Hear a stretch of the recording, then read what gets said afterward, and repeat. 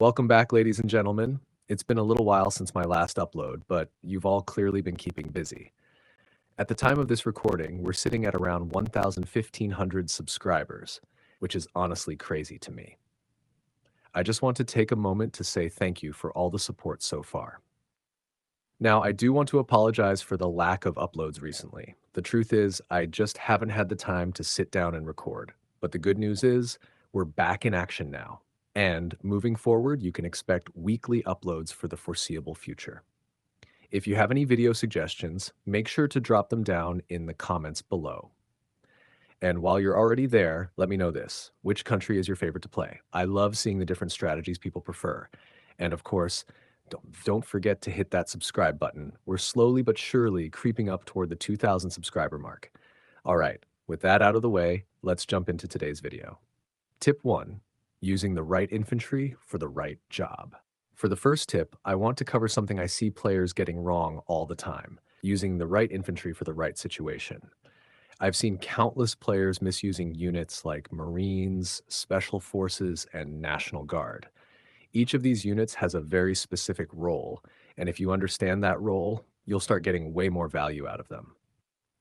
Let's start with Marines. Probably the most obvious example.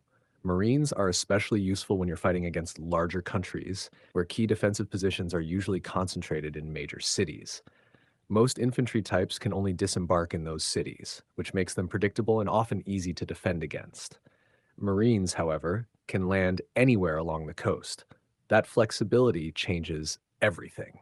They can slip into provinces directly, set up pontoon bridges or airfields, and even pull off surprise landings on ungarrisoned inland cities. Used correctly, Marines can turn what looks like a secure coastline into a major weak point your opponent never saw coming.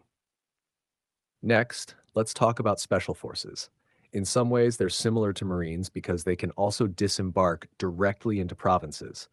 But unlike Marines, they can't capture territory themselves. On the surface, that might sound like a weakness, but it's balanced out by a massive advantage.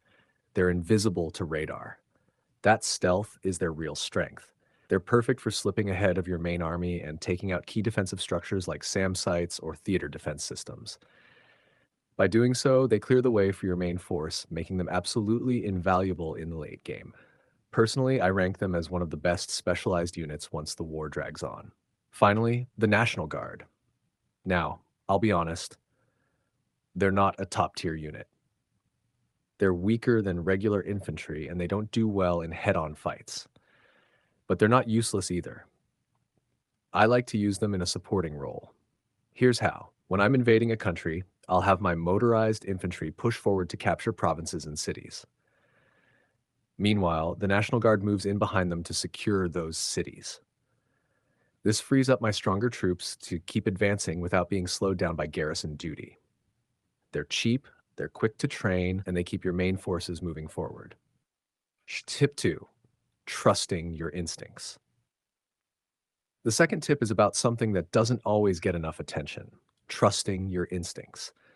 Strategy games are full of data numbers and careful planning, but sometimes your gut can be just as important. For example, in a recent match, I was watching Egypt storm through Africa.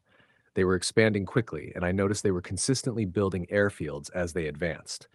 That gave me a clue about their strategy. Then I noticed they pulled their units back to their capital city, which had a hospital. That immediately told me what was happening. They were relying heavily on helicopters and air units. With them grounded for repairs, I saw the perfect opening to strike. By attacking at that moment, I was able to trap them and strip away their ability to respond quickly to my infantry waves later on. This principle applies in countless other situations. Let's say you're facing an island nation. If you notice they haven't built a navy yet, but you already have one, why give them the chance to catch up? Strike early, take control of the seas, and don't let them build a counter later. Of course, instincts can be risky. Reading the situation wrong can just as easily lead to a sudden defeat. The key is to balance your instincts with actual strategy. Don't act purely on emotion, but don't ignore your gut either. The best players know how to combine both. Tip 3. Proper support and maximizing your units. The third tip I want to share is about supporting your units and making sure you're getting the most out of every single one. One of my top priorities early in the game is to build air defense. For me, that means SAM batteries, and ideally I'll have them up before day 20. Neglecting air defense can absolutely ruin you. An opponent with bombers can wipe out weeks of progress in just a few hours if you're not ready. But it's not just about building SAMs, it's about where you put them.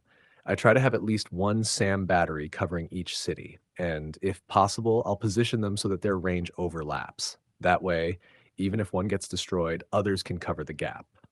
For coastal cities, I like to use high-level frigates as part of my defense. Not only do they provide air cover, but they also serve as a great counter against enemies trying to land troops by sea.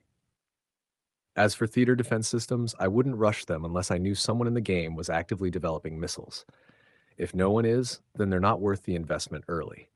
Personally, I wouldn't even look into them until day 50 or later. Tip. Using missiles effectively.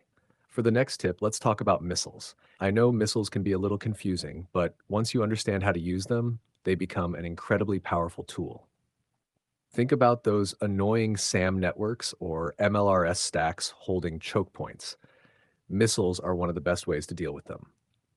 Take this example. Let's say an enemy is playing as Italy and they've heavily fortified Gibraltar with MLRS and radar, making it almost impossible for your ships to break through. Instead of throwing units into the meat grinder, you can use a bomber and cruise missile combo.